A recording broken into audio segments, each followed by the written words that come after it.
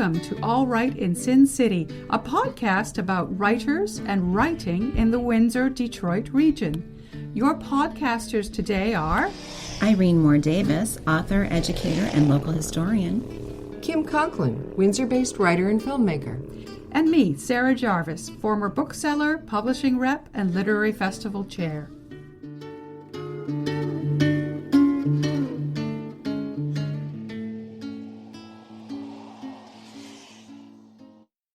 Our featured guest today is RS Deeren. A native Thumbody, RS Deeren is an assistant professor of creative writing at Austin Peay State University in Clarksville, Tennessee. His research interests include contemporary fiction, U.S. working class studies, and rural-urban dynamics. His fiction, nonfiction, and poetry have appeared in periodicals including the Great Lakes Review, Joyland, Midwestern Gothic, and more. Like some of his characters, he has also worked as a line cook, landscaper, lumberjack, and a bank teller. He received his Ph.D. at the University of Wisconsin-Milwaukee. His debut story collection, Enough to Lose, was selected as a Michigan Notable Book in 2023, and it was published by Wayne State University Press. Welcome, RS. Thanks for having me. This is so exciting. I've been enjoying diving into the podcasts that have come out more recently, and it's just nice. I think it's great that there's a regional love for our region's stories. And I'm so excited to have you all bring me international. It's funny, like when I left the Thumb, folks would always say, "Where are you from?" I said, "I'm from a place that's 2 hours north of Canada." Always followed drive to Port Huron or drive to Detroit. It was always follow the speed limit. So every time I say anything's anywhere like an hour away, people are like, "Yeah, if you drive the speed limit." I was like, and I do.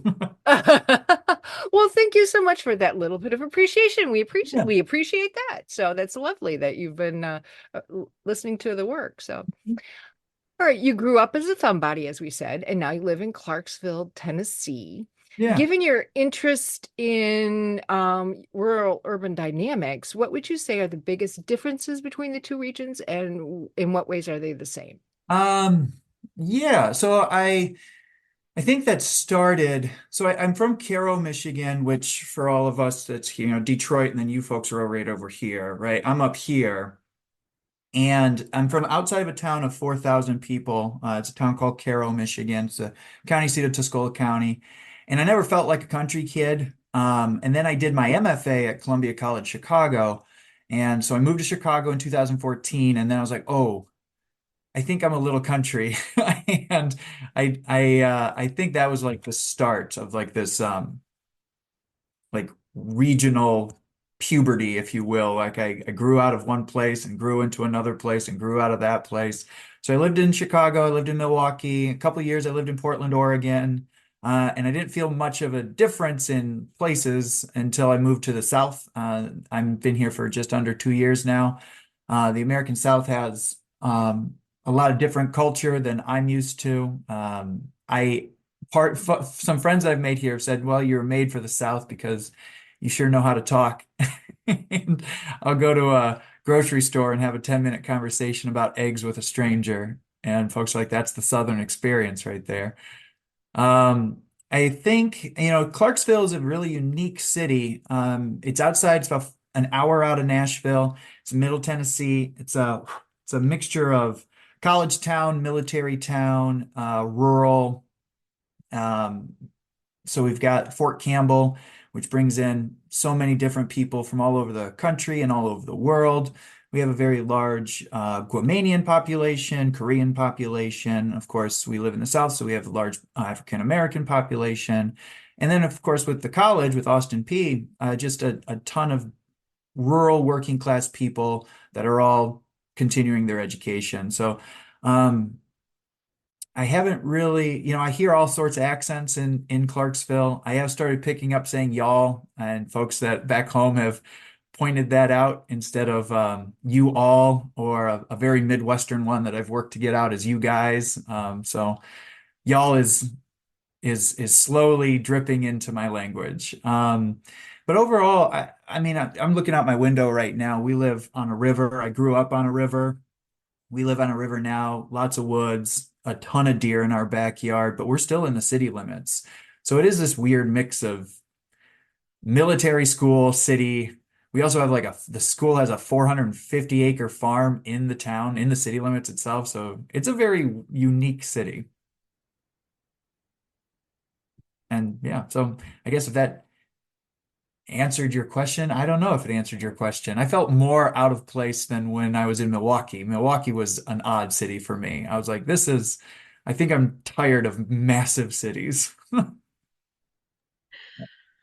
Your research interests include working class studies and rural urban dynamics. How did these areas of study impact your book? Um, it ties right into moving to Chicago, actually. I always, so when I lived in Cairo and I was growing up, it was very much like, nope, you're going to college. I'm a first, my sister and I are first generation college students. And I'm a perfectionist. So as soon as I started college, I was like, I'm going to go all the way. And grad school will be a thing, and then I'll finish that on. It was always you're going to go to college. So in school, I hung out with the college bound kids, and yeah, they lived in town. I didn't really know what a townie was compared to because I thought we're all from this small town, and it was not until like 10 years later that I was like I wasn't really from that small town. I was from the woods outside that small town. And every time I'd come into town, I was like an unsocialized puppy who just wanted to be around people. So I was always like, this is a long way of saying I was the annoying kid growing up.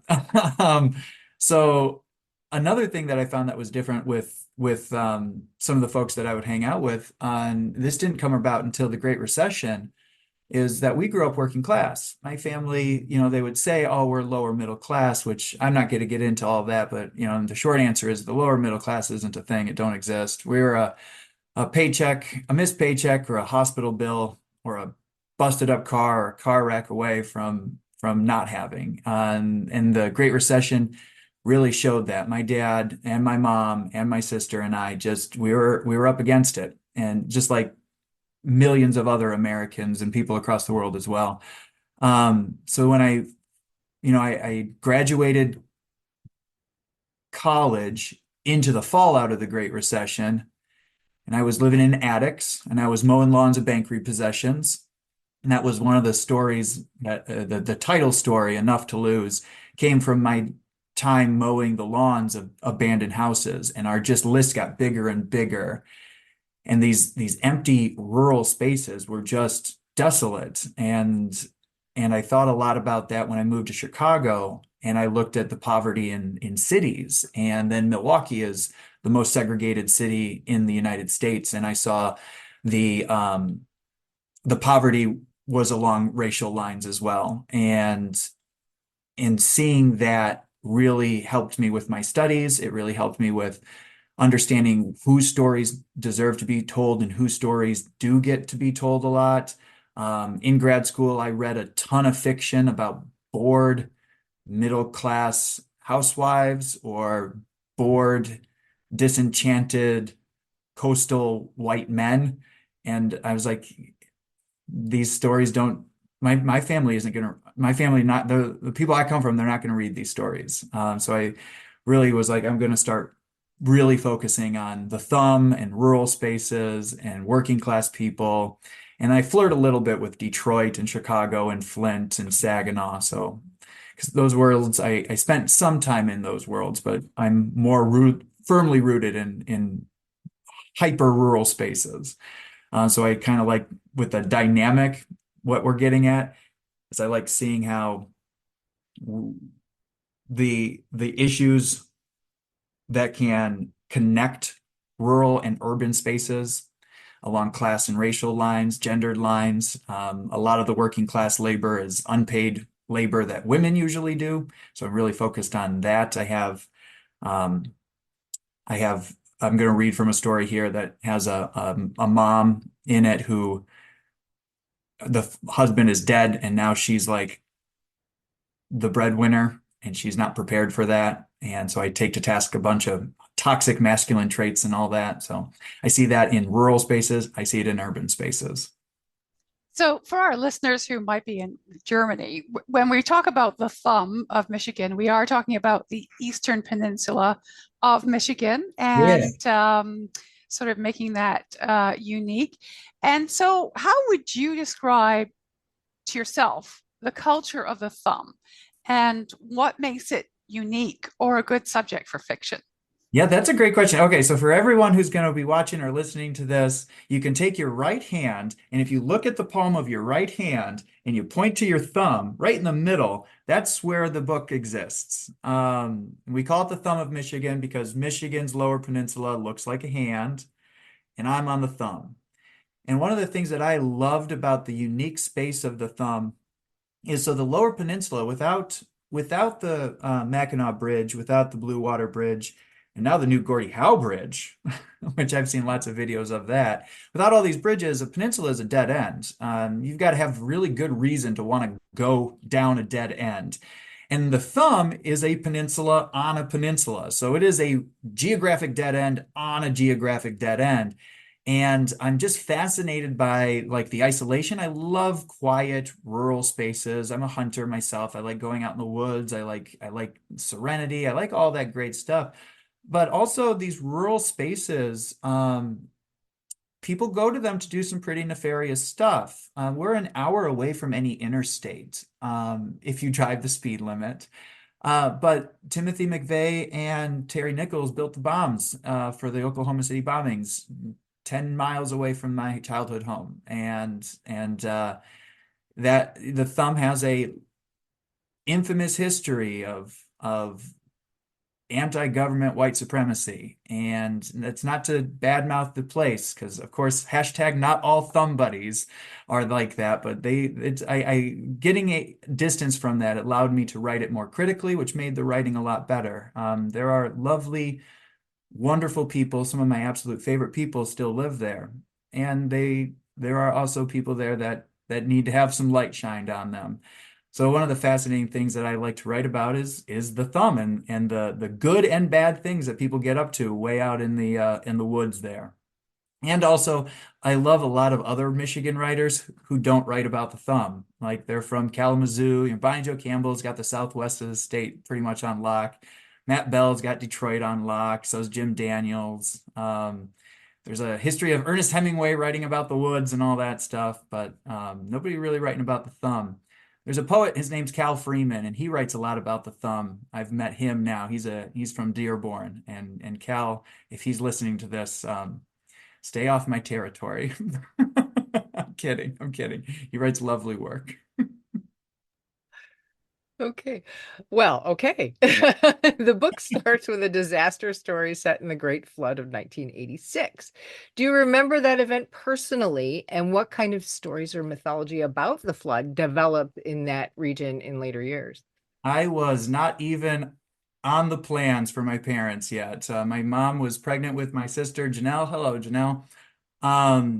So what really got me there, so the 1986 flood really did happen, and it was something that was always in the background of conversations at diners or whatever. It was like, oh, and it also had a really close family story related to us. A great family friend, one of the aforementioned most lovely people that live in the Thumb.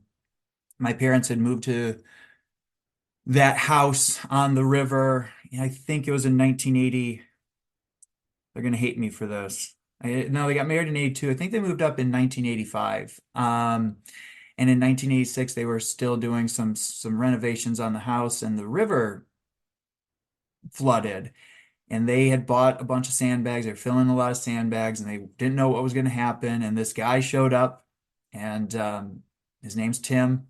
And he said, "We're getting you folks out of here. I got a pole barn. You're going to stay here." They never met this guy before, and he's been a family friend ever since. My first job was working for him. He owns a pet store in Caro. And I lived with his son. I actually officiated his son's wedding this past December. Family friends, perfect with that. But I thought to myself, what if that story hadn't gone right? What if the opposite had happened? And that's like the joy of fiction, is we can go back to these really impactful stories, and we get to use them as a locust for what ifs.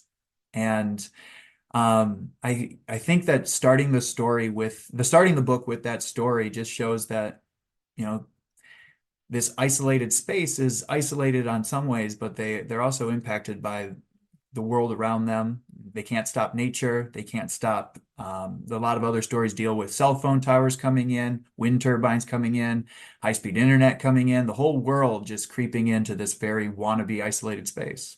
So I thought starting with nature, like you can't stop nature. So let's start with that. So, another recurring symbol in the book is Bucky's Bridge, named after a suicide.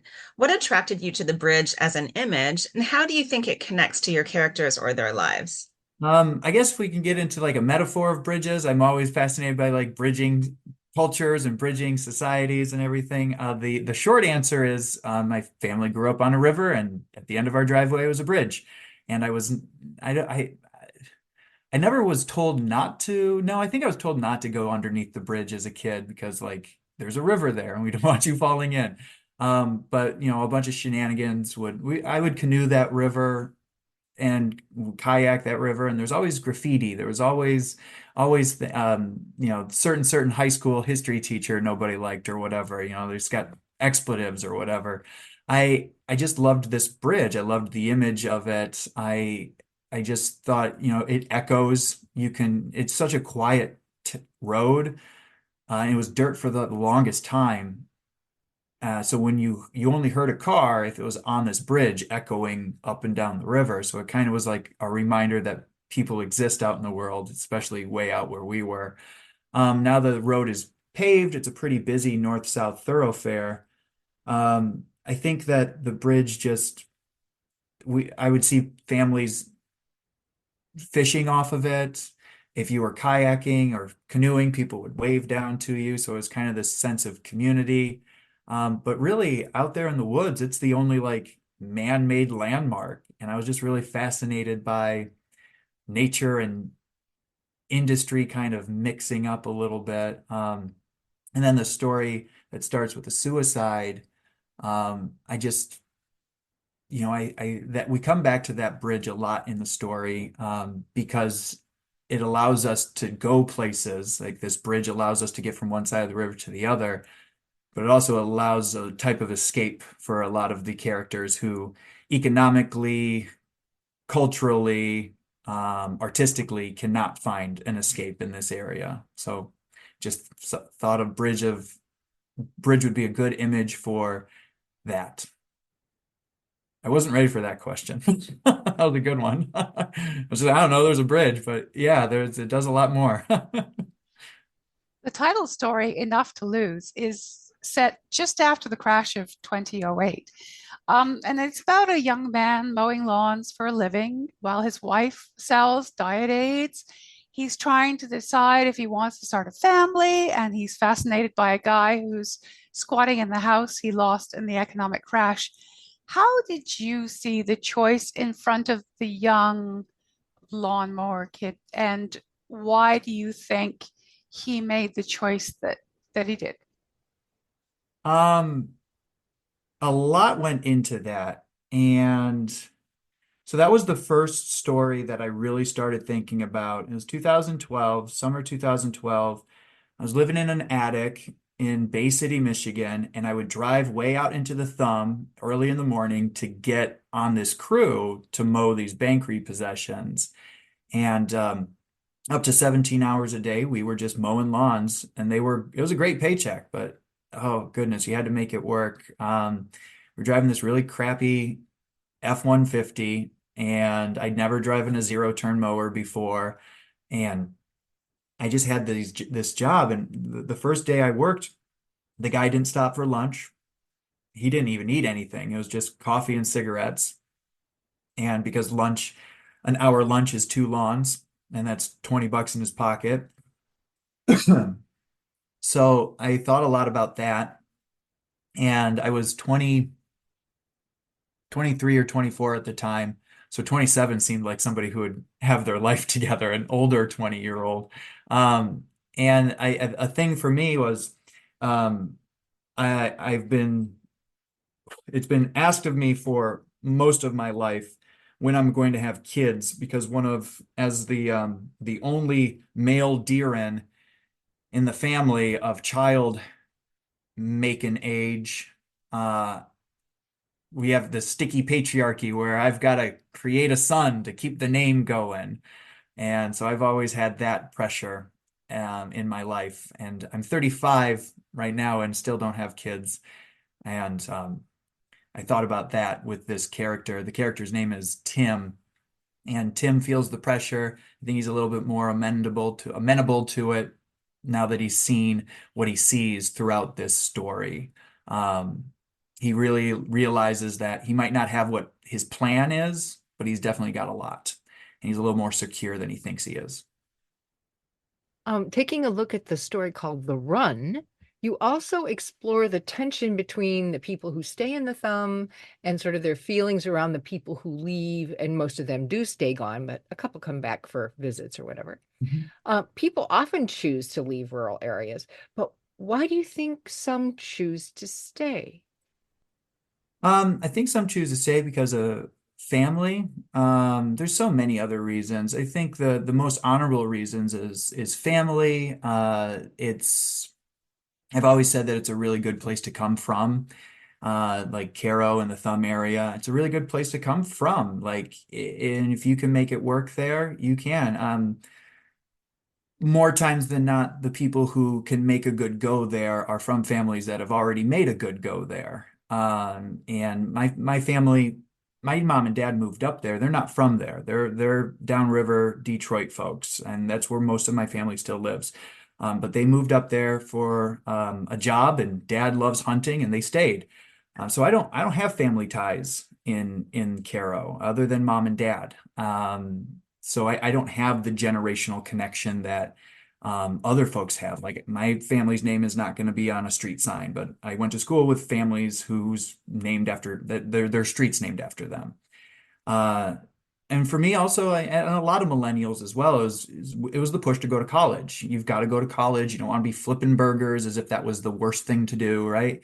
You want to get educated and get a good job. So I went to college, and I thought I wanted to be a high school history teacher, and that's what I went to school for. And then writing took over, and I wanted to, maybe I was a substitute teacher for a little bit, and I didn't really like walking into a high school. I didn't like the feel of it anymore. So I pushed to go to college and grad school and become a college professor.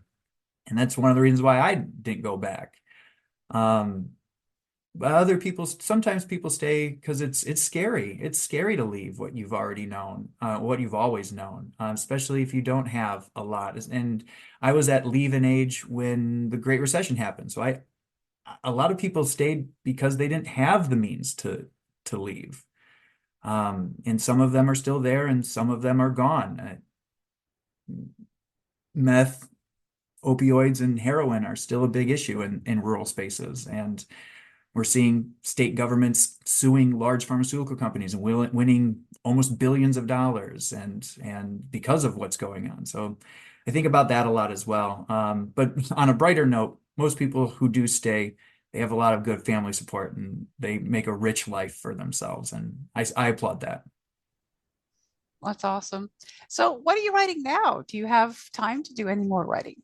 Yeah, well, so I am in a really nice position where I get to teach. I love teaching, so I take notes a lot. During my creative writing classes, the students have plenty of time to write. So I sneak in writing during that. I like to mirror to them, this is what this exercise looks like, and this is all the cool stuff you can do with it afterwards.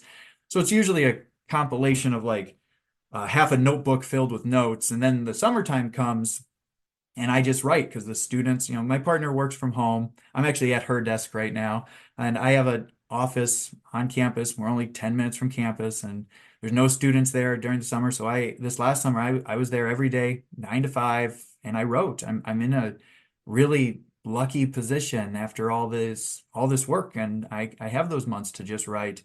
My agent right now just giving me back notes on a novel called The Recessionists. That's a working title, and it follows a family, an ex-husband and ex-wife and their teenage son as they navigate the years from the Great Recession to the pandemic. and that recession. So it's following that. It's kind of a follows the dad is a formerly incarcerated, moves back to Cairo and realizes that in a real small town, your story gets bigger and bigger and bigger, and it gets harder and harder to live, especially if one of the guys who's got your number is the chief of police. All right. Would you like to read from some of your work for our audience? Yeah, sure. I can do that. So I'm going to read from Her Guts and All, which is a middle part of the book. So just I'm going to read from the middle of the story. For those of you who are going to eventually read the book, this one, it follows a teenage boy. His father has just passed away, and they're sustenance hunters. And their rich neighbor has created an agreement, and all the other landowners have created an agreement that we aren't going to harvest any deer unless they're massive bucks. We're just trophy hunting from now on. And that puts this poor family in a bind. So he has just shot the deer, and it has run onto his rich neighbor's land across the river. Get moving, he told himself. Move your feet. He said it in a way he'd remember his father saying it, urgent but playful, as if he were happy to have a son to inconvenience him from time to time. He took in the trees one last time, and then he went. He kept low and moved slowly to the body. He could grab her by the hind legs, drag her to the trees, and field dress her by the river. He'd be able to kick her insides into the water, and they'd be gone. The snow would cover his tracks and any remaining blood. Nobody would know he'd been on the property. Nobody would know he'd broken the agreement. From behind the log pile, the field had looked like a slab of uneven concrete, but McKinnon sank in mud with each step. He was ankle deep when he came up next to the body. His footprints dotted the snow behind him like brown exclamation points, signaling his arrival. She was bigger than he'd thought she'd be. It was something that his father said never happened. They all look big between the sights, but not up close, he remembered him saying. McKinnon assumed this doe would be around 120 pounds. But this time, McKinnon's father's advice had been wrong, and the doe at his feet was easily 50 or 60 pounds larger. In fact, it was one of the largest deer the boy had ever shot. He bent over the body and placed a hand on her side. She was barely warm and had collapsed with the bullet's exit wound facing up. He ran his hands up to her shoulder, the fur ruffling and falling back into place.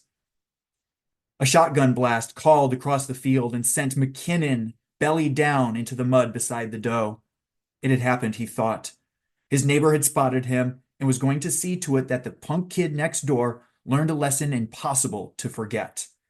A second shot followed, but now that McKinnon had an ear to the distance, he realized that it was farther up the field, closer to the front of his neighbor's land. Peeking over the body, he saw half a dozen deer running back toward the river. They were 100 yards away, out of any sensible person's range. That settled him. The snow was starting to accumulate on the doe's carcass. It was after 4, and the daylight wouldn't last much longer. McKinnon knew whoever had shot would be eager to get their trophy. About 70 yards up, a patch of orange came through the trees. It had to be his neighbor. Nobody else was with him. The hunter moved quickly in the opposite direction of McKinnon. There was every chance that they'd seen him, but the figure didn't look back as it followed the trajectory of the deer. As soon as the hunter hit the trees, McKinnon was on his feet, tugging the doe's hind legs. The mud hadn't frozen, not even close, and he couldn't get a solid footing between where he'd been and where he wanted to be. He dragged the doe, stopping every few yards to catch his breath and readjust the load. The bright side, he told himself, was that he'd be able to stretch the meat of a deer this size for weeks. And despite the trees and the river, he was less than 100 yards from home. McKinnon got to the log pile and dropped the carcass behind it. He needed to rest, to gather his wits. The last thing he, or his mother for that matter, wanted was for him to be too tired to get across the river. The current had taken a handful of lives in its day. McKinnon did not want to become another. He grabbed a log from the pile, dusted the snow off, and used it for a chair. He laughed. He was going to pull it off. His neighbor could talk all he wanted a big man walking into folks' homes thinking he had something to say worth hearing and thinking he'd be able to enforce whatever nonsense he spouted. Rich folks, McKinnon thought. They could get like that when there were people like him and his mother around to boss.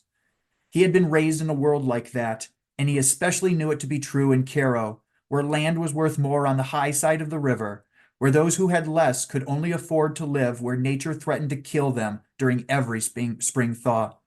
Screw my neighbor, McKinnon thought. What better way to make him shove it than to not only survive, but to get away with living? I'll stop there.